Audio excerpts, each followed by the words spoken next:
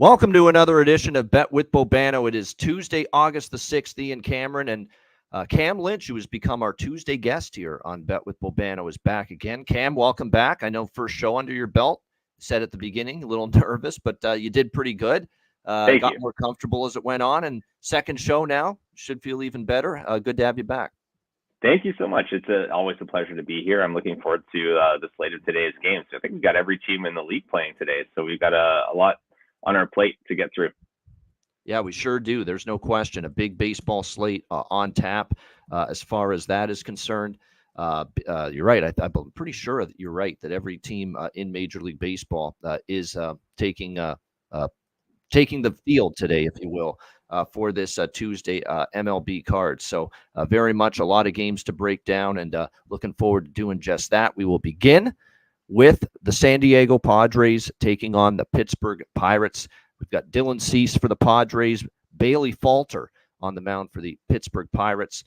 San Diego minus 160, road favorites, 8 being the total in this game. Of course, Dylan Cease, a big-time acquisition in the offseason for the San Diego Padres to solidify the rotation. Well, in his last few starts, he's definitely solidified it. He's pitched pretty well, just given up 5 runs over his last 23 innings of work. So very good stuff from Dylan Cease. We'll see if he can keep that good form rolling here. To my surprise, Bailey Falter has actually pitched a little bit better in his last 3 starts. Typically not someone I'm a big fan of, but 6 runs allowed in his last, I would say, 12.1 innings. We'll see if he can carry that over into this start tonight. One thing I will say, though, is San Diego hitting lefties pretty good here in the last 10 games. We'll see if that carries over. I think the way I would go in this game is probably some kind of Padres team total over 4.5. I'm interested in that. I think they could probably get 5, maybe split it with the full game over. My one concern, though, is can Pittsburgh do enough damage offensively against Dylan Cease? And the one thing that's got to be good about the Padres team total over is that the Pirates bullpen has had their problems lately, and there is no question. They have blown leads. They have had trouble in the recent games. 4.97 bullpen ERA overall this season, but it gets actually worse in the last 10 games. Pittsburgh's bullpen, a 5.51 ERA. So what I like most here would probably be Padres team total over 4.5. Cam, what do you think here in this game? Well, just to go off of what you just said, like he might be one of the top 5 hottest pitchers in baseball right now. Like those games that you were mentioning about the runs he gave up over the last 20-something innings, like those were against the Dodgers, the Guardians, the Braves, and the Nationals. It's hard to bet against a guy like that on the mound, but when you talk about the shaky bullpen, we question like how far can this guy go into the game? But the way that the Padres have been playing of late, I don't know. And Falter, we talked about Falter last week. I think he was a starter last Tuesday, and he surprisingly looked sharp against Houston. But the Pirates lineup, they're batting 240 over their last 10 games, and I don't know if they can overcome this Padres lineup, but we're hitting 300 over the last 10 games. They've outscored their opponents by over 31 runs in that span. Like we got Profar and Bogarts just scorching right now. And the Padres being 11-2 over those last 3 games, like easy Padres minus 160. That's a no-brainer. For the total, definitely over. That's something that I can agree with you on that. All right, we move along. Next up, we got interleague action, Arizona and Cleveland. We've got Rodriguez and Lively, the pitching matchup here in this one. We've got certainly Cleveland rather slight home favorites, minus 115, minus 120 home favorites, 8 being the total in this game. Eduardo Rodriguez, we have not seen or heard from this guy. One-time Boston Red Sox starting pitcher, of course. We'll see how he fares in this one, but when you look at it, he hasn't started, I should say, since October of 2023 as a member of the Detroit Tigers last season. We'll see how he performs here. It's been a while since we've seen him. The one thing I will say about Eduardo Rodriguez, he's walking into a matchup here against a Cleveland team this year that's hit lefties better than they have in the past. We've known this Cleveland team in the past just have a really difficult time against left-handed pitching, but we have not seen him Eduardo, that is, pitch in any sort of capacity other than his rehab starts. And in the spring, when he did pitch, he got clobbered. He did pitch in spring training and gave up an 80 ERA and was just terrible. Now, last year, he stayed healthy and he pitched pretty solid overall. But we're talking about someone that I have no idea how he's going to pitch, but I'm more pessimistic than I am optimistic. Let's put it that way, especially when you see the Yeah. way that the Cleveland Guardians rather have hit left-handed pitching this season better than they have in the past. Ben Lively surprised me. That's 2 runs or less now in 4 straight starts for him. We'll see if he can keep that going here in this game against Arizona. It is worth noting this has been a red-hot hitting Arizona team of late. You go back during this red-hot 8-2 run in their last 10 games. This team has scored 5 runs or more now in all but 1 of their last 9 games. So 8 of their last 9 games, this team has scored at least 5 runs. So to me, I could only look over the total in this game. I cashed a ticket with the over last night. Best bet for me on this Bet with Bobano show on Monday. It flew over the total. No sweat with the Diamondbacks and the Guardians going over the total last night. And that total was around the same range as this one, 8.5. I am concerned about rain maybe impeding the proceedings here. It's been a wet, dreary day here in Ontario, and it's been that way probably in Ohio, Michigan, all these states as well. And I'm seeing 70 to 80% chance of rain tonight. So that's my only tempering of my enthusiasm for this over. I've said this for a long time on this show. Rain delays are killers for an over, because if the game gets delayed and they start at 2 hours later, the umpires and the players are in a rush to get the damn game over with. And you'll see, impatient at bats, more liberal strike calls from the umps. And I think that's bad news. So if this game is delayed by rain, I'd be careful with it. But certainly matchup-wise and the way that Arizona's hitting at the right now, and even Cleveland, Cleveland's offense has been pretty good where their pitching has not nearly been as good the last few games. Cleveland, by the way, 5 straight overs for them. So over pass and 8-2 to the over for Arizona in their last 10 games as well. So over with some trepidation, just in case there's a rain delay here tonight in Cleveland. What do you think here, Cam, with the Snakes and the Guardians? Well, I got to say, I'm always impressed with the meteorology because, that's something that I haven't had a chance to really look at. I kind of look at just the nuts and bolts of it. But you're absolutely right. I was taking the over on this, but like you said, with trepidation regarding the rain, the D-backs right now, I have so much trouble betting against them almost no matter who they're playing. They have the second most runs in all of baseball. They're 1 behind the Yankees. And they've got the best record in the majors since June 1st. And I know they're playing the Guardians, who were first in the AL Central, but I don't know, man. These D-backs, they surprised me last year in the playoffs. They're surprising me right now in this little stretch that they're having.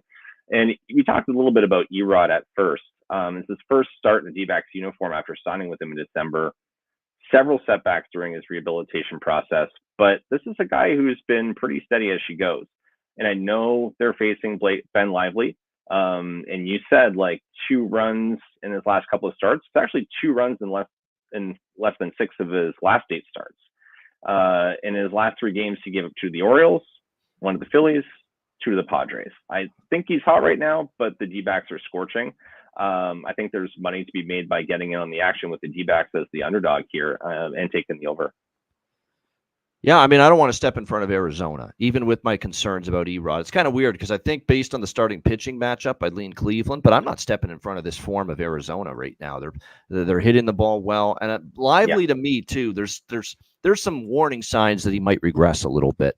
There really is some warning signs in his advanced numbers that he's not as good as his current ERA would indicate. So interesting. Okay. Tonight be one of those nights where maybe he regresses a little bit. Arizona gets to him. I certainly prefer over than either side here in this game tonight. The concern being that maybe we get a rain delay, but I'd still think the over's worth a look. Cincinnati, Miami, Nick Lodolo, the lefty, Mike Meyer for the Miami Marlins. We've got Cincinnati minus 135, road favorites, 7.5 the total. I lean to the Reds. I like Lodolo quite a bit, but he is off a rare poor start against the Cubs. 8 runs, 11 hits, 5.2 innings. So to say it was a bad outing would be an understatement for him. He's pitched well against the Marlins in the past, shut them down, held them to just 2 earned runs in 10.2 innings. So it should be a pretty good matchup for Lodolo tonight. The Marlins are pedestrian against lefties. Cincinnati, meanwhile, goes against not Mike Meyer, Max Meyer for the Miami Marlins. 7 runs allowed in his last 9 innings in this one. So I would definitely have a solid lean here to Cincinnati. minus certainly at the opener of minus 150, I wasn't interested, but the price is dropping. Reds hammered the Marlins last night. It's always feast or famine with the Reds lineup, but Meyer hasn't been anything to write home about. They should do some damage, and Lodolo might be good enough to shut them down. And I think Lodolo is better than he showed in his last start. So at minus 128, certainly a strong lean to Cincinnati. It might even make my card. What do you think here, Cam? I couldn't agree more. I got the Reds. I got the over. The lefty, like, he gave up 8 runs on July 31st against the Cubs, but I'm looking for Lodolo to bounce back.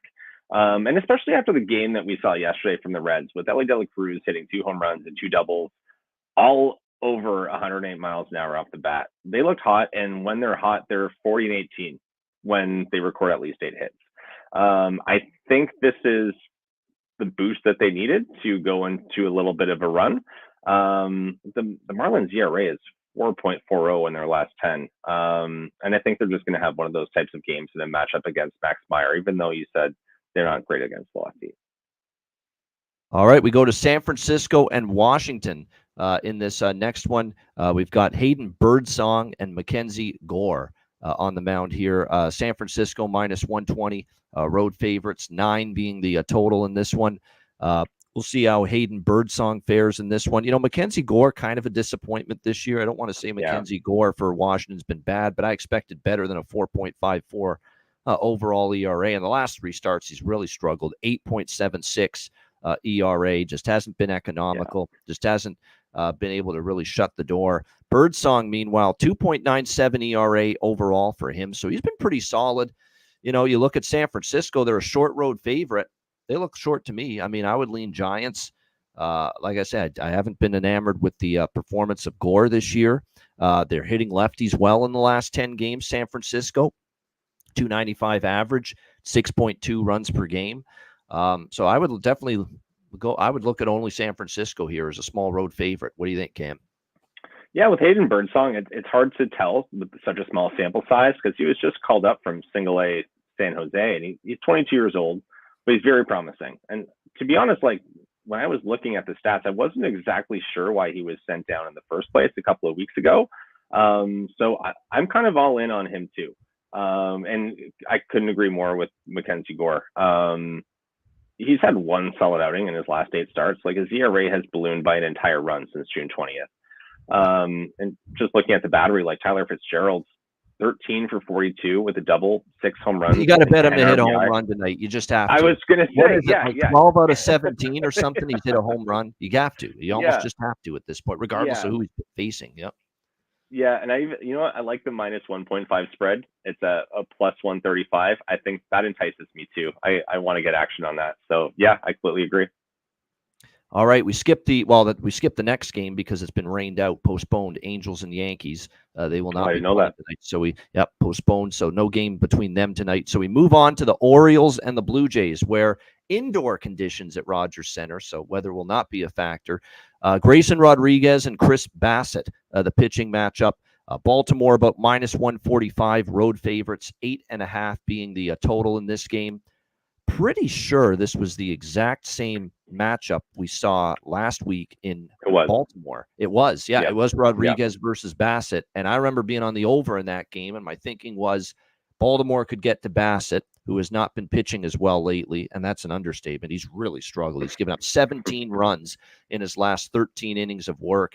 Just hope Toronto gets me enough to help me with the over. I didn't need anything out of Toronto. Baltimore scored 10 by themselves in that game, and it ended up being 10-4 Orioles. I'm coming back to that same bet, over 8.5 here with the Orioles and the Blue Jays. I think it goes over. I mean, I certainly think Baltimore's the right side as well. I don't know if I want to lay minus 145. Maybe what you can do, and what I might do is take Baltimore -1, full game run line, and minimize the juice, lower the vigorish, if you will, on that bet.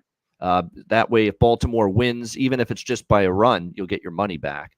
That way, you don't have to worry about laying almost minus 150, with them in this game on the road. So, like for instance, Pinnacle's got Baltimore minus 146. -1 is minus 116. So definitely a much better price on the -1 run line. I think the -1 run line's a solid look. Rodriguez certainly the better pitcher the one I trust more than Bassett right now. We know the better of these two teams is as well. Yeah. So for me, it would be Baltimore -1 over 8.5 in this one. What do you think, Cam? Orioles, Blue Jays. Yeah, I like that too. I like the over. Grayson Rodriguez, yeah, like I think last week he fanned 8, gave up 3 runs over 6 innings. He got the win. But at the same time, like I'm also looking at Vlad. Like Vlad is starting to look like the guy that almost won the MVP 2-3 years ago. He's the only one on a, consistently hitting for them right I now. know, Or I it's scored a little know. bit. Yeah. 17-game hit streak. And Yeah. like he's just, I don't know, can he make a difference? And we talked about the home run bet before. He's somebody that I might put action on in terms of getting a home run today. But this is something that I look at sometimes when it comes to same pitcher matchups so close. The lineup getting another look at Rodriguez so soon, especially the way that Vlad is playing, gives me the feeling that the Jays can take the first game of this series. I think there's some money to be made on the Jays as an underdog here. Yeah, it's just one of those games where I look at it and the numbers tell me otherwise, but my gut tells me something else. And I want to say Jays as an underdog, but I like the over. Did you say 8.5 or did that line move? No, it's 8.5, although it's moving to 9 in some spots. So get it while you can. Yeah. Yeah, if you can get at 8.5, I'm going to take the over on that. But yeah, this is, again, maybe I'm being a bit of a homer here. I'm going to go Jays as the underdog here. All right. Yeah, he didn't lie. He's a Jays fan. He's maybe a little homer in that opinion. I'm sorry. I apologize in advance. That's okay. I mean, look, Baltimore's not cheap here. I will say that. I'm not rushing to take the money line on Baltimore, but I do think Baltimore wins. I would just rather have -1 and lower the juice that I have to lay. Yeah, that's the way I'm going to go about it here with Baltimore. All right. Fight you on that. All right, next up, Milwaukee, Atlanta. Colin Ray, Bryce Elder, the pitching matchup. Atlanta -130 home favorites, 8.5, 9 the total. Now, this is a split line. Some books still have 8.5, some books have 9. Shop around. I like the over here as well. And look, overs have been good in baseball lately, but this one I think makes sense. I'm not a big Colin Ray fan. I'll say that again and again and again. And I know he's pitched well the last 2 games. I get it, but this is another guy where there's regression pointing in that direction, that he's not as good as his ERA would indicate. He's got to face the same team as well that he just faced in his last start. Same thing goes for Bryce Elder, who had to face the Brewers recently as well. And he also has been roughed up each of his last 4 starts for them. So we'll see appearances. We'll see how he fares here. Starting this one for the Braves, he's been up and down in the bullpen this year, but getting a start here in this one. I'm not a big fan of his repertoire. So I think over 8.5, and this is pushed up to 9. I agree with that. I think it goes over the number here. Brewers and Braves. Anything you like here? Looking at it, I don't know if I would agree with Elder's last couple starts, because this last one he delivered a very quality start with 1 run over 6.5 innings with 7 Ks to boot. But I don't know how I feel about the Brewers lineup getting a second look at him in a week. Just going back to what I said in this previous game, I think this game could go either way. I shouldn't be saying it on a show like this, but I think it could. But the value I take in the Brewers has me licking my chops a little bit, especially with Colin Ray on the mound. Giving up 4 runs in his last 16 innings, I think there's strong value there. I forgot to mention, too, I knew Baltimore was on an overrun. They are 6 straight overs, or 5 straight overs, 9-1 to the over in their last 10. I knew it was a big overrun for the Baltimore Orioles, and there you go, 9-1 to the over in their last 10 games. Forgot to mention that about the last game. All right, Tampa Bay, St. Louis, interleague play. We've got Jeffrey Springs, the lefty for the Rays, taking on Sonny. Yesterday, my life was filled with rain. Sonny Gray from St. Louis. We've got St. Louis -150 home favorites, 7.5 the total here in this game. Tell you what, Tampa Bay got rid of everybody, half their team, and they're not playing that bad, believe it or not, since the All-Star break. A very solid 5-2 in their last 7 games. They just took 2 or 3 from the Astros. Now, granted, the Astros are slumping a bit right now. But still, I'm impressed with what I've seen from Tampa Bay here these first few starts. Just saw the Cardinals get bombed in a makeup game with the Mets yesterday, 6-0. And Sonny Gray is not – well, the last start was better for him against the Cubs, but he's not exactly pitched as well here the better part of the month of July and here into August. He's given up 5 runs or more in 3 of his last 5 starts. Cardinals are only 1-2 in his or 1-3 in his last 4 starts. Meanwhile, here's Jeffrey Springs. I don't know how deep he's going to pitch. He went 3.2 innings against Miami in his return to the starting rotation. Gave up 2 runs, but I know last year this is a guy that when he was on the mound, consistently they were winning with Jeffrey Springs on the mound. I think if you got to look at a underdog every now and then, especially this time of year. I think you could do worse than taking Tampa Bay tonight. I really do. I think we might have a live dog here. I'm not ready to lay this price with St. Louis. The Cardinals have been very up and down, very inconsistent lately. Cardinals in their last 10 games have a losing record, 4-6. I'm not laying minus 150. Yeah. And Sonny Gray has not been as good the last month. So certainly lean Tampa Bay at the plus price here. Cam, what do you think? Rays, Cards.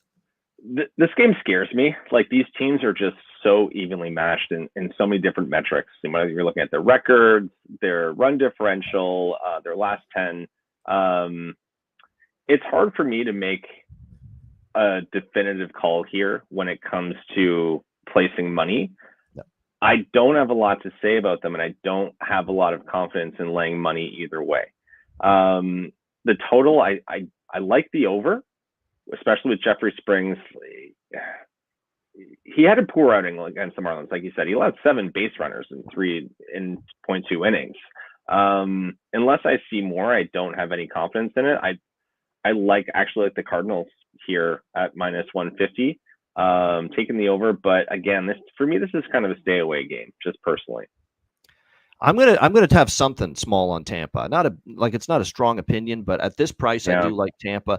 JRA is right to, if you like St. Louis, take the first 5 only, because the Cardinal bullpen's been very bad lately.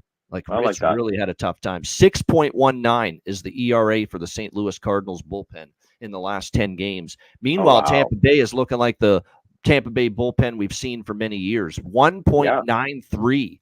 The bullpen ERA from the Tampa Bay Rays in the last 10 games. So JRA, if you like St. Louis, and I get it, Gray has a sub-3 ERA at home, so I get from that standpoint why you would be interested. I agree with only looking at the first 5 on St. Louis, because there's a huge gap in the performance of these bullpens in the last 10 games. Much better bullpen performances for the last 10 games out of Tampa than St. Louis.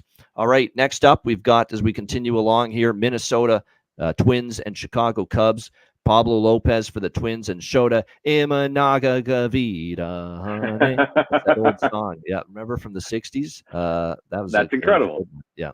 I got a lot of tricks in this bag right here. A lot of songs that just, you see a player's name and a song pops in. That's been one of my specialties and staples over the years.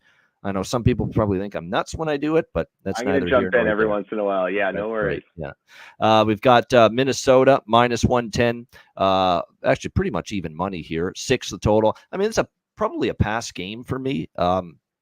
Minnesota, to me, is probably the team that's in good form. I like their form. They sweeping the White Sox is no big deal, but they shut out the Cubs. Pablo Lopez has been, a little bit of issues with Pablo earlier in the season, but we did think he would be one of the better pitchers on this Minnesota Twins pitching staff, and he's pitched like it lately. 4 straight starts where he's given up 2 runs or less. That's the Pablo Lopez we know. Meanwhile, you've got Shota Imanaga here for the Cubs, who got off to a strong start. A little more rocky road lately, and the last start wasn't his best. 4 runs, 10 hits. Very interesting. We've talked all season Twins mash lefties, which is the truth. But they haven't been hitting lefties at all the last 10 games or so. 194 batting average against lefties. Their lefty proficiency, the Twins, has really declined. So the full season numbers still look phenomenal. Twins versus lefties. Twins mash lefties. But if you look at the last 10 games, hasn't been that way. So a lot of conflicting signals. I would lean Twins, but their lefty production has kind of gone down. And I still like Imanaga, even though he's had a little bit more turbulence lately. So that's enough to keep me off Minnesota. Lean that way, but it's going to be a pass for me. Cam, what do you think here? Twins, Cubs. Can I just ask quickly, what was the line? Because I had a different line when I looked at it a couple of hours ago. Did you say Twins minus 110? Because I saw Cubs minus 110, and we'll just change. Yeah, it's both sides. Both sides are minus 110. Yeah. Why would the Cubs be minus 110? And just a question, for some of the other novices out there. Can you explain that to me? Why you think that's the case? Because I was a little surprised by. Well, you look at the records, right? 15 above 500 for the Twins Yeah, and 5 below 500 for the Cubs. How is this price so cheap? You get that a lot of times in baseball I see. where it looks almost too inviting to look at the Twins. That being Yeah. said, I don't always believe in traps. I don't always Okay. believe in, reverse line movement. And there's people who will use all this, stuff and gobbledygook talking about Yeah. it, and it'll, influence your decision. But I Right. just look at it as, at this price, I'm not going against Minnesota. They're clearly the better team. They've got one of their Yeah. best pitchers on the mound. But that being said, the Twins aren't hitting lefties all of a sudden. And that is Mhm. enough to keep me off the game. So there you go. Okay. I appreciate that. No, I wasn't sure. It was a question I had on my notes for you because Yeah. I was like, this guy will be Ian will be able to tell me. Like But the value is Minnesota for sure, but I'm telling you, yeah, I'm concerned about I've backed the Twins a couple times now against lefties, either Minnesota taking Minnesota or taking the over, and they've let me down. And these are some lefties like Mania shut him down in one game. There's another right. lefty on the Mets, I think, too, that just they couldn't hit anything against them. So This is the suddenly, lowest over all under of the season day too, mashing right? lefties, and now all of a sudden, Cam, the last few games they're not hitting lefties all of a sudden. So that's concerning Interesting. to me against Imanaga, who's actually pretty good Yeah, at Wrigley. these numbers just confused me a little bit because I think the total line, the over under, is the lowest of the entire slate. Yeah. So just looking at this game, I was a little bit confused, and like you said, Imanaga, a little up and down. Aside from those like 10 runs he gave up in 3 innings against the Mets in June, he's been pretty much back to his normal self, and he's a guy that I want to bet on.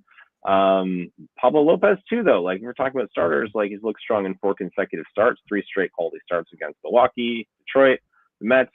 Only 5 runs in 20 innings. I don't know. This is an interesting game, but I kind of want to go with Shoto on this one. I'm going to go Cubs minus 110. I'm going to take the over on that total. So the song I'm talking about, all of you youngsters and millennials and young people younger than me, everybody's younger than me now. I'm going to be 40 next year. You Google or you YouTube search you search Inagata Davida. So that's letter A, Gada, Gadda, Da Vida, Vida. Search that. It's a song by Iron Butterfly from 1968. There we go. That is History the song lesson. I'm referencing when I talk about Shota Imanaga. Imanaga Davida, honey. Yeah, there you go. I'm telling you. It's a really good 60s. It's like one of those psychedelic classic rock 60s songs. Back I when just think of The Simpsons when I hear that song. drugs were a big part of the scene back then, in the late 60s. That's how you come up with a song like Inagata Davida, like Iron Butterfly did. I always thought it was in the Garden of 1968. Eden. I guess I was just wrong. No, Inagata No, Davida. in the Yeah, Garden of so Eden. there you Okay. go. It is. It actually is derived from In the Garden of Eden, but they call Okay, it. good. Yeah, I'm not crazy then. no, you're right. It's derived from that, but they call it Inagata Davida. Yeah. Okay. Again, I think that's the drugs playing a part. Yeah, I think so too. Yeah. Pretty sure of that. Like I said, late 60s and into the 70s. Oh, it was a drug scene. Oh, people were all God, into yeah. it back then. Yep. And the weed. That's when everybody was peace, love, and unity back then. Everyone loved each other back then, and you don't always Yeah. get that these days. But Woodstock anyway, stuff. that's enough of the history and music lesson. Let's move on here. We've got Houston and Texas. Framber Valdez for the Astros. And oh my gosh, Tyler Mahle. How about this? Someone Wow. we have not seen in a while. Former member of the Year and a half. Cincinnati Reds. Yeah, Yeah. exactly. Tyler Mahle on the mound here for the Texas Rangers tonight. We've got Houston minus 120 road favorites, 8.5. I lost an absolute heartbreaker last night with Houston. They led late. Oh They had the no. lead. Seager ties it. Houston takes the lead in extra innings. They're 1 out away from victory, and then Josh Smith, 2-run walk-off bomb for the Texas Rangers in extra. I'm done with Houston for now. For now, I'm not saying there's always people that say, "Oh, I'm done with this team," and they act like it's permanent. No, I'm done with Houston, but just for now. Like I can't touch them. They're not playing good baseball right now. They're not hitting. No, they're not. No. They're not. I mean, this is incredible. They loaded up at the deadline to make this team better, and they're scuffling again. They're only 2-6 in their last 8 games. They lost 2 of 3 to Tampa. Brutal loss last night against Texas, considering they had a couple of late leads. Framber Valdez didn't pitch great in his last start. 4 runs, 6 hits, 6 innings. They did beat Pittsburgh, and he actually is 5-0 in his Houston's 5-0 in his last 5 starts, but not sure I trust him. But what are you going to get out of Tyler Mahle? This guy has not started in over a year and a half. When he was a member of the Minnesota Twins, April 27th, 2023 is the last time we saw Tyler Mahle start a game, and so it's been a while. He pitched with Cincinnati before 2 years with Minnesota, and then Cincinnati before that. 3.4 ERA type of pitcher in his career. Pass game for me, easy. I mean, I don't like what I'm seeing out of Houston. I don't want to lay a price with. And Texas, this series means everything to them. If Texas is going to make anything of this season and try to make a run and close the gap in the AL West, they have to have a good series here. So Texas is coming to play. They're actually only 3.5 games behind Houston now, and still only 5 games back of Seattle, the division leaders. So people have, basically said that for weeks now, Texas is done. They don't seem done to me. They're only 5 games out of the division, 3.5 back of Houston. So, and they reacted like last night in that victory, that walk-off win, Texas, like, come on, boys, we're not done yet. Let's keep it going. And meanwhile, you got Houston kind of scuffling. They can't get critical hits all of a sudden. I don't like the negative momentum I'm seeing with Houston, and I don't want to go against the positive momentum from a win like that last night that we saw for Texas. So pass for me, even though it looks cheap on Valdez, considering Houston's won his last 5 starts. So I'm off it, though. I don't like that's fine that they've won his last 5 starts. If they don't hit for him like last night or like recently, it's not going to matter how Valdez pitches. Cam, what do you think here? Battle of Texas. You know what? You said everything I was going to say. Like all my notes, like you said everything. I even have in my notes, this game is a stay away for me. Like I don't like guys who haven't pitched in that long, especially coming back from Tommy John. You have no idea what they're going to look like. I can kind of see, if I'm going to make a guess here, Altuve and Diaz wanting to take some shots at Mahle, but who knows what he's going to look like. He could be like his old self, or he could be a new pitcher that doesn't look good at all. 2 teams that have won 7 games combined of their last 20. I don't have much to say about this game. This is not a game that there's a lot to report on. I would agree with you. I would take the Rangers with the momentum in this series just because they're an underdog, but that's it. And if I'm going to go over under, I'll take the over on this one, 100%.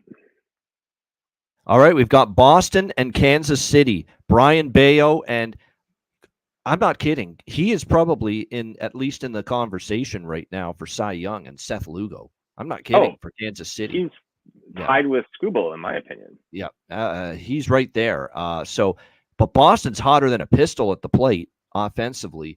So what's going to give here? That this red-hot Red Sox lineup, or Seth Lugo with a 2.57 ERA overall, 2.8 ERA at Kauffman Stadium, and pitching for his, Cy Young candidacy, if you will. And that's definitely a big-time motivator for Seth Lugo. So I think it's a tricky game. Kansas City, I don't want to lay this price with them against a hot Boston team, but I don't know if I want to go against Seth Lugo either at this point in time. No. And especially with a guy like Brian Bayo, who I don't fully trust. He has pitched a little better lately, though. I will say that. Slowly but surely. Like, he was always giving up 5 runs, 6 runs, 6 runs, 5 runs. Suddenly, the last 4 starts, he's given up 3, 3, 3, and 2. So there's definitely signs of improvement coming for Brian Bayo heading into this start tonight against the Royals. So another pass for me. I like Boston's form. I don't want to bet against them as a dog when they're in the form they're in, the Red Sox, but Lugo's form has been damn good all year, and I'm not going against that either. Cam, what do you like here? Boston, KC.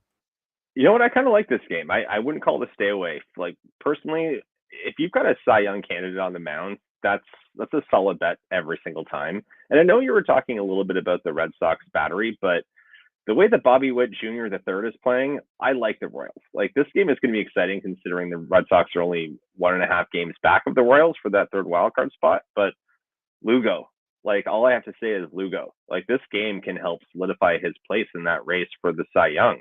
And I think he's going to be motivated enough to do that. Yeah, I'm going Royals in this one, and I'm going on the under. To be honest,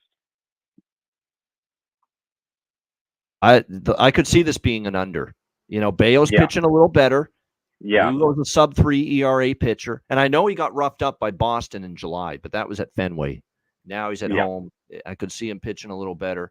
And after a big eye-scoring affair like last night, sometimes you see the next game stay under. So I yeah, don't think it's a terrible look at all. Maybe under, especially first 5 under. If you don't try, the one thing about Kansas City is the bullpen is still an issue for them. yeah, So the first 5, you might want to at least do a split first 5 full game under if you're going to get involved with the under in general, because the bullpens, especially, well, actually both bullpens I'm looking at last 10 games, both bullpens are over 6 ERA. Ooh, it's terrible. ouch. Ouch. So first 5 under might be the safer look here. If you're going to look for lower Yeah, scoring, look oh for for it more sure. early than late. All right, Mets and Rockies. Luis Severino, Cal Freeland. Mets minus 150, road favorites, 11.5 being the total here in this game in Colorado. We'll see how Severino fares, hopefully better than his last start. He got just crushed by the Minnesota Twins, 6 Yeah, runs in just 3 innings. He's never pitched in Coors Field before. So usually I like to look at data where a pitcher on the opposing team, how has he fared at Coors Field? We have nothing on Luis Severino at Coors Field. This will be his first time pitching here. Meanwhile, Kyle Freeland, the lefty, very good in his last start. 1 run, 7 innings against the Angels. We'll see how he fares here against this New York Mets team, a Mets team that in their last 10 games against lefties, I think they're doing pretty well. Yeah, not bad. A 258 batting average. But Freeland overall this season, 1.88 ERA at home at Coors Field. So, he has actually pitched very well here in this ballpark. 5 earned runs allowed in 24 innings pitched here in Colorado this season by Kyle Freeland. So this is another pass game. This could be actually Colorado, believe it or not, live dog. Because if you want to take a shot that maybe Severino's going to struggle in the thin air and altitude, we have no evidence of that. But Freeland's got a tremendous record at home. Like, he's given up 5 earned runs in 24 innings. And look at the situationals. The Mets were against the Angels on the road over the weekend on the West Coast.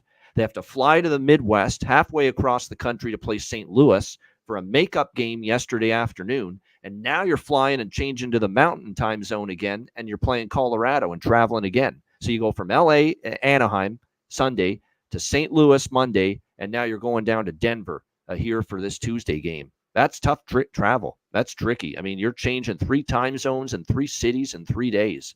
That's a negative, in my opinion, for the New York Mets. interesting. So this might be Colorado maybe at home is live a little bit with Freeland and his great track record this year at Coors. What do you think here, Cam? Mets, Rockies. So what I love the travel information. Like that's stuff is fascinating to me. But I've got another question for you. I hope you don't mind. So why Oh, yeah. is this over under 3 points higher than any other game in this entire slate today? Like, is it solely to do with playing in It's the thin air Colorado? and the altitude. The ball Is it worth travels. 3 runs? Was it worth 3 runs? Yes.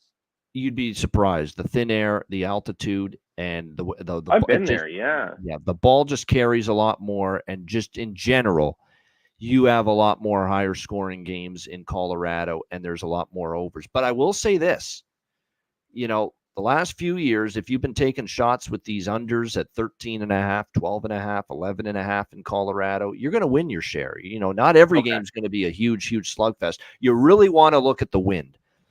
If the wind is going right to left or going in at Coors Field, you've got a puncher's chance for an under. You really do. Okay. And it's 89 degrees, but the problem tonight is, and this is why the total was 10.5 and it got bet up to 11.5, 89 degrees. It's a hot night for Denver. I see. 11 miles per hour blowing out. And because of that, and anytime I see the wind blowing out and it's 10 miles an hour or more, I will not bet an under in this ballpark. It's that simple. So what did you say your over under was for this one? What's your pick? 11.5. Oh, I don't like the total either way. Okay. I'm not betting the total, but I just know it's over or pass. When I see 11 mile per hour out at Coors Field and almost 90 degrees, that's prime hitting conditions in a Interesting. very Okay. I hitter-friendly didn't know it was ballpark. worth 3 So I runs. won't That's bet just under like in that. fascinating to Yeah. me. Yeah, that's a Great lot. question, though. By the way, Cam is just like dabbling in betting. Like that's the Yeah. great thing about having someone like Cam on the show. He's not, a day in, day out, pouring over the stats and handicapping. He's just getting into it more and more as time goes on here. So and Yeah. he's asking some good questions. I appreciate that. Thank you very much. But yeah, to answer your question, Kyle Freeland, like he's actually looked pretty sharp over his last 8 outings, like 6 quality starts. But the Rockies He's are only hitting. by the way, here's another thing too I want to throw out there. Yeah, go ahead. 24 innings and only 5 earned runs in a home run friendly ballpark, a hitter friendly Yeah. ballpark, a hot fucking night tonight, and the wind blowing out. You want to know if Freeland's given up the long ball in this kind of scenario. He's given up just one home run in those 24 innings pitched at Yeah. home this year. He's One keeping the home ball run, down. that's it. So maybe Yeah. he's going to pitch it like that's important on a night like this, wind blowing out 90 degrees. Yeah, that's something that stood out to me too after what you just said. The Rockies, though, their last 10 games, they're hitting 189 collectively, Yeah. and that number scares me. So I think this might be a stay away game for me too, with just the varying factors and the extremes of each. Yeah, I understand the line, and now I understand the over under, and I appreciate that. But yeah, even though this is a game that I'd tune into for a couple of minutes on my extra innings pass, but I'm not laying any action on that. Yeah, I might jump in with a small Colorado bet, first 5 full game split, just because the situation is so negative to the Mets, and I actually love the way Freeland's pitching at home, quite honestly. Yeah, okay. Yeah, and the fact I the can agree Mets with opened as a favorite and the money's trickled in on Colorado as well during the course of the day. So the betting markets kind of see what I see. This is not a great spot for the Mets, even though we know they're the better that. team, but By far, not a great spot for them, traveling for the third time in 3 days. All right, next up, we've got the White Sox and the Oakland Athletics. Unbelievable. 21 losses. I think they tie the record if they lose tonight for 22. They do. It's They absolutely horrible. Cannon on the mound for the White Sox. Ross Stripling for Oakland. Oakland minus 220 home favorites, 8.5 the total. I'm just going to say what I said yesterday, and I'm not betting it, but if you're going to bet Oakland, just lay the 1.5. Just lay the run line. Because I think when you look at Chicago, how many of these 21 losses have been by 2 runs or more? How many? Most of them. So just take the run line. But again, I don't want to take the run line now when they've lost 21 in a row and be on that run line on a night maybe when Chicago backs into a win. Not to mention, I'm not laying anything, run line, money line, anything with Ross Stripling in this kind of a price range. No way am I doing that. Now, I will say this about Cannon. He's pitched well the last 2 starts after some struggles. But I still think he's the better pitcher than Stripling. This is another scenario where, if Chicago gets Cannon pitching well, this could be a night where they could snap it, but there's been nights they could snap it for the last 3 weeks, this losing streak, and they never have. So I can't do it. I can't do it with the Chicago team, but I want no part of laying money line, run line, or anything with Ross Stripling. Sorry. No, won't do it. Easy pass. Easiest pass on the board. Cam, what do you think? You know what? I want to have a little bit of fun with this one. So I heard a stat yesterday. I think this is interesting. That if the White Sox won every game for the rest of the season, they would still be 11 games under 500, which is just amazing to think about. I've never in my entire life seen a team do what they're doing right now. Like, they were the best at being the worst. And you know what? Last week, I'm eating my words. I said a week ago that the White Sox would break their streak at 15 losses. And I'm pretty sure Jonathan Cannon was on the mound for that game that we were talking about. But here we are. I think if they're going to be anyone to break this streak, it's the A's in this series. And it's in this matchup that we're seeing right here. And I know you said it was the easiest stay away. And like I said, I'm having a little bit of fun with this. I want to lay a little bit of money on the White Sox in this game, just to see them break the streak. I might even tune into this game, to be honest with you. I just kind of want to see if they're going to break the record. Yep. Exactly. Yeah. So it's a fun game. This is one of the most exciting games for me, even though it shouldn't be. That's exactly the way I would phrase it. Shouldn't be, but it is. No, it is. There's a lot on the line, even though there's nothing on the line.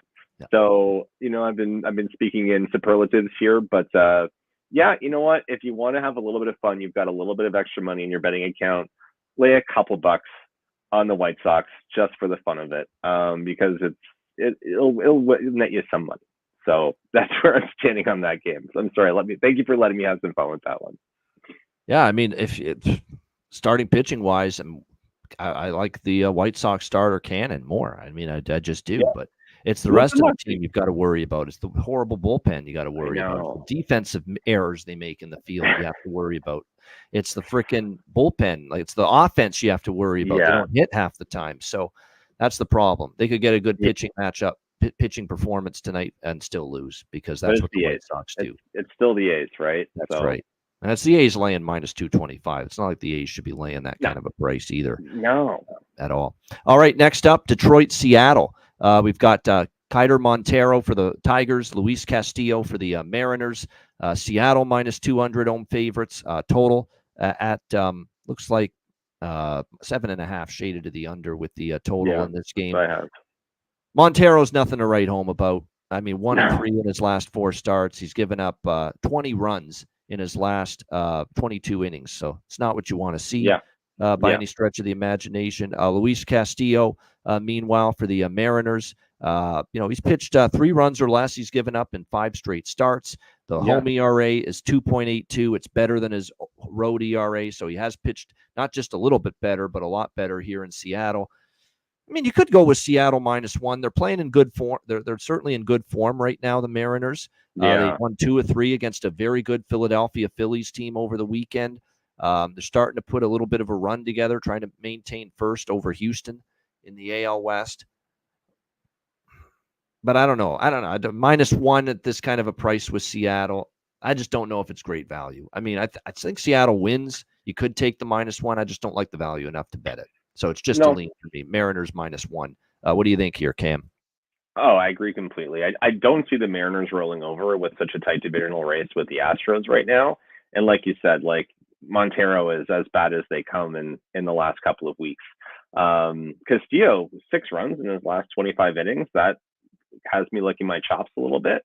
Yeah, this is for me. This is an over, but I like the Mariners. And I didn't even think about the -1, but I would take that too. If twist my arm, I'll take that. It was the game of the night last night. It'll probably be the game of the night tonight as well. I Phillies and said that Dodgers. too. The Yeah, final game of this Tuesday MLB slate. Battle of lefties here. Clayton Kershaw for the Dodgers and Christopher Sanchez here for the Phillies. We've got the Dodgers minus. It's pretty much even money here, -110 yeah, both sides. 8.5 being the total in this game. Clayton Kershaw, of course, he's just had those couple of starts back in the rotation for the first time this year. Hasn't been pretty. 12 hits in 7.2 innings. And it was it was the last start against San Diego. For the first time in his career, he doesn't strike out a hitter. So that's concerning. The wow. swings and Yeah, misses I have saw that not today been too. I there. did. Yeah, the Yeah, swings and misses have not been there for Clayton Kershaw, the 2 starts that he's had back, especially that last outing against the Padres. 9 runs, 12 hits in just 7.2 innings against the Giants and the Padres in his first 2 starts back. And this Phillies team is just absolutely raking against lefties. yeah. Last 10 games, 309 team batting average against lefties. Jeez, In fact, the Dodgers are hitting lefties very well also, which matters they hit because they're everyone facing good. one Yeah, in Christopher Sanchez, who struggled against the Yankees in his last start. He gave up 6 runs, 8 hits, 5.2 innings.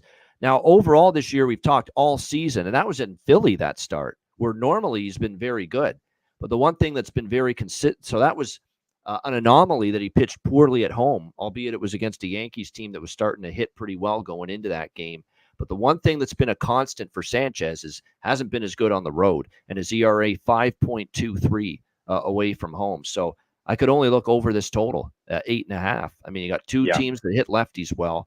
Kershaw's not looked great since his No, return. Sanchez got roughed up by a Yankees team and the Dodgers are capable of doing similar damage against him. And they got Freddie Freeman back now as well, which is huge. And the fact that Sanchez is worse on the road. So put it all together, I think you can make a case to see this go over 8.5 tonight. yeah. I have Nothing that on too. the side for me. I don't trust either starter in this matchup. What do you think Nope. here, Cam, with Phillies Dodgers? Absolutely on the over. the Phillies surprisingly have a 3-1 advantage in this season series, which, you know what, if you had asked me before I looked at the numbers, I would have thought it had gone the other way. I also think that there's something to be said for Freeman coming back from what he came back from, which was, his son recovering from a potential debilitating disease, and this team galvanizing around him. I don't know. I kind of like these intangibles when it comes to a team coming together, especially this late in the season, especially a team that's like this top heavy, that relies on someone like Freeman as much as they do. The Phillies have lost 14 of 19, and I think that says a lot. Like, that's second worst in the majors next to the White Sox over that span. And you and I have talked before about how I feel about the Dodgers going into these last couple of months. I find it really difficult to bet against the Dodgers in any capacity. I'm taking the Dodgers in this one. I'm taking the over in this one. And that's how I feel about that one. It's pretty simple for me. There you go. That's the Tuesday MLB card. Shout out to everyone in the chat. Lots of interaction in the chat today. Good to see Timothy, Goldju, Corey, JRA, everyone in the chat. Mr. Heat, appreciate it. Hit the like button if you're watching on YouTube. And shout out to everyone watching on Facebook and Twitter X as well. Before we get to best bets and wrap up the show, got some housekeeping to do. Housekeeping? Yeah, we got a little bit to do here. 6 Tommy Boy reference. All sports. Yeah, exactly. 6 months all sports discount, $400 to $250. We've been talking about this for weeks. It's still valid through to August 24th to get all sports, every wager, all sports every day, the full card now through February, including the entire football season, NFL, college, not to mention the rest of the CFL season. And I think we are coming off our best week of the CFL season so far last week. So all of that is included. Again, 6 months, all sports, Dub Club, the full card, every bet, every day, every sport, down to $250 US for the next 6 months. Now through February, you'll get coverage for the next 6 months. This offer is only valid till August 24th, the first day of the college football season. 22.2 units of profit in NFL and college football combined. So make sure you sign up for that. And of course, you'll also get the NFL and college football season win totals and futures betting report, which was posted last week. It is there at Dub Club, the full report. The best bets only from that report are available at SoBet. And speaking of SoBet, there it is, $9.95 per month. If you want a lesser cost subscription and you're more of a low volume bettor and you're looking for just the best bets and the top plays on a daily basis, that is the subscription for you. SoBet, $9.95 per month. Not a great MLB night last night, unfortunately, but overall in all sports, still profitable with the SoBet daily best bets in all sports, profitability in 11 of the last 17 days. Hey, we'll take that. If you're going to tell me I'm 11 profitable days out of 17, I'm going to take that every day of the week. No question about it. So, again, make sure you sign up there, SoBet, to get the best bets and the top plays only in all sports on a daily basis. All right, best bets for this Tuesday Bet with Bobano show. We will start with Cam. And we'll see what he likes here for best bet on this Tuesday. Actually, we'll wait for him to get back. I'll go first. Best bet for me for this Tuesday card. Lots to like. Let me see. That Baltimore overrun is staring me in the face. 8-2 they are, or 9-1 they are to the over in the last 10 games. They'll get to Bassett and the Blue Jays pitching staff, and the bullpen is still shaky a little bit. Rodriguez, we'll see how he fares. I don't believe Rodriguez has nearly been as good on the road as he's been at Camden Yards. I just want to look that up and confirm that. Yeah, he's got a 4.42 road ERA, Grayson Rodriguez for Baltimore. 3.32 home ERA. So there's no question he's been a little bit worse on the road. So you put it together, 9-1 overrun for the Baltimore Orioles. I think getting an 8.5 on that game is a good one. So Baltimore and Toronto over 8.5 minus 120 for my best bet here for this Tuesday MLB card. There you go. That's a wrap for this slate. Shout out to everyone tuning in. I think we lost Cam. I think Cam's gone, but he's vanished. So unfortunately, no best bet for him. Either had to run early or maybe his power went out, something. But unfortunately, we lost Cam. But either way, great job by him. He'll be with me on this show Tuesdays moving forward. Connor Mack on Mondays, and also Connor Mack probably on Friday this week as well. So appreciate everybody tuning in. Hit the like button on the way out. And one more time, 6 months all sports. I'm telling you, you're going to get the whole football season. Start of the NHL season, NBA and college basketball season too, once those begin in October and November. Rest of the baseball season, rest of the CFL season, UFC, all of that included. 6 months all sports discount, $400 down to $250 US. And again, now through February, and looking forward to hopefully a great football season, because I'll tell you what, we've certainly put in the time and the effort and the preparation hours and work to ensure this be a profitable football season, as it was last season for me. But you're only as good as your most recent season. So we put in the work. We're ready to go. And excited for football season. And we're going to have a full preseason card this week as well. There's some good spots on the first full week of NFL preseason this week as well. So looking forward to that coming up this week as well. One last thing, too. We're going to continue our NFL division and college football conference preview videos on this channel, my channel, on Ian Cameron's Football Frenzy in the days and weeks ahead. We've had some great, make sure you check out all the NFL division and college football conference preview videos that have been posted so far. Many more to come. Ian Cameron's Football Frenzy, the CFL version of the show for this week, will be recorded tomorrow. And Rob Vino, an old friend of mine from the Sports Memo days when I was there, years ago, he'll be back to join me on the CFL show tomorrow. And we'll talk a little NFL and college football on the Football Frenzy tomorrow when we record it. That's a wrap. I'm Ian Cameron. Thanks for tuning in. Before we wrap it up, he rejoined me. He must have had a connection issue for a moment. That would be my guess. But he's back with us now. So we'll get a chance to hear Cam Lynch with his best bet before we wrap it up. Have at it, my friend. What do you like here for best bet? Thank you. I'm so sorry. We had a power outage here, so I'm on my phone. I hope that you can hear me and see it's me clearly. To me too. I get but it. I did have a bet of the week, and I hope I'm allowed to do this, but I'm doing a 3-team parlay. I'm doing D-backs, Jays, Twins, all underdogs. $10 will net you about $85, depending on what value you're getting on your sites. Wow. But I put some action on this, and there are 3 games that I'm looking forward to watching tonight. And Ian, thank you very much for having me once again this week. I'm glad that I was able to jump in at the very end. There you go. So there's a 3-team money line parlay: Arizona Diamondbacks, Minnesota Twins, Toronto Blue Jays. That's the risky one as a home underdog against Baltimore. But certainly a nice payout. So there you go. 3-team parlay: D-backs, Twins, Blue Jays for Cam Lynch. And again, that's probably, what was it? Risk 10 to win what? To win 85. So that's plus 850 then. Yeah, in that range. So plus 850, 3-team money line parlay. There we go for Cam with his best bet. Now we can wrap up the show. Shout out to everyone. Hit the like button on the way out. For Cam Lynch, I'm Ian Cameron. Have a great Tuesday night. Enjoy the games and good luck. Bet like Tony Soprano. Bet with Bobano. And we will see you again tomorrow on Wednesday for another edition of Bet with Bobano.